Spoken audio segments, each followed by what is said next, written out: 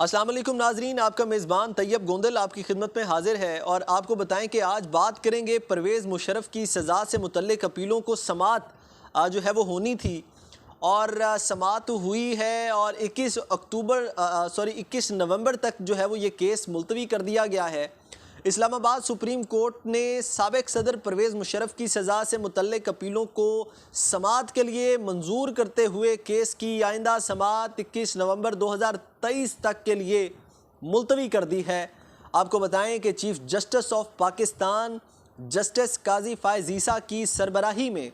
Justice Syed Mansoor Ali Shah, justice Aminuddin Khan और justice Athar Minallah पर मुश्तमिल अदालत उज़्मा के 4 रुकनी बेंच ने जुमा को यहाँ साबिक़ सदर परवेज़ मुशर्रफ की सज़ा से मुतल्लिक़ अपीलों पर समात की ख़ुसूसी अदालत कलअदम करार देने के फ़ैसले के ख़िलाफ़ अपीलों में एडवोकेट हामिद खान, जबकि पाकिस्तान बार कौंसिल की जानिब से आबिद साकी एडवोकेट अदालत में पेश हुए और साबिक़ सदर परवेज़ मुशर्रफ की जानिब से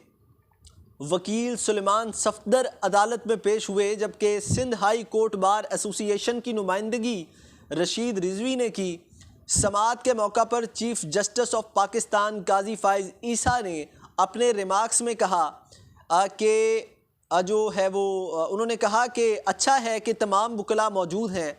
बेंच के बारे में कयास आराइयाँ हो रही थी कि जिनकी वजाहत करना चाहता हूँ कि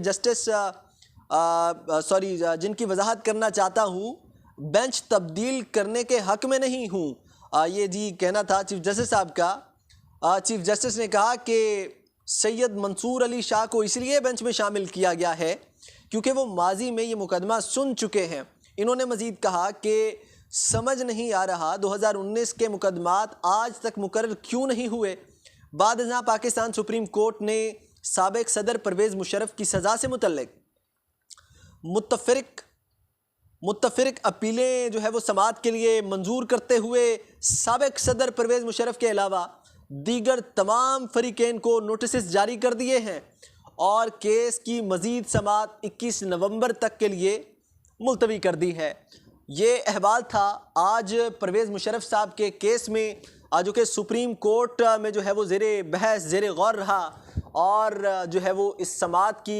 केस की जो समात है वो 21 नवंबर तक के लिए जो है वो मुलतवी कर दी गई है। जो इन्फॉर्मेशन थी आप तक पहुंचा दी है परवेज़ अशरफ से मुतल्लिक़ साबिक़ सदर और साबिक़ army chief general Pervez Musharraf की जो समात के हवाले से ये सारी चीज़ें थी आप तक पहुंचाई गई हैं। आपको बताएं कि बाद में जो इनके जो ख़िलाफ़ जिन्होंने जिस वकील ने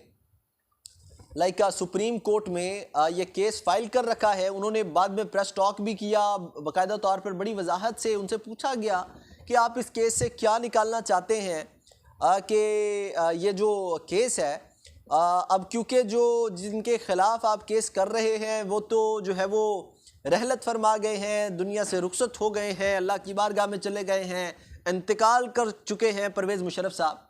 तो आपने जो है वो किसके ख़िलाफ़ जो है वो ये एक्शन करवाना है, ये जो सारे मामलात हैं। तो उन्होंने फिर प्रेस टॉक में बताया कि ये केस फाइल करने का जो मकसद है, आइंदा के लिए जो जर्नैल और जो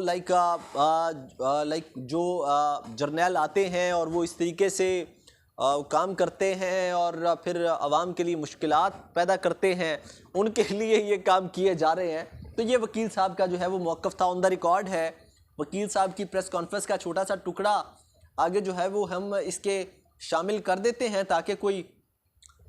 शक व शुभाब न रहे किसी को।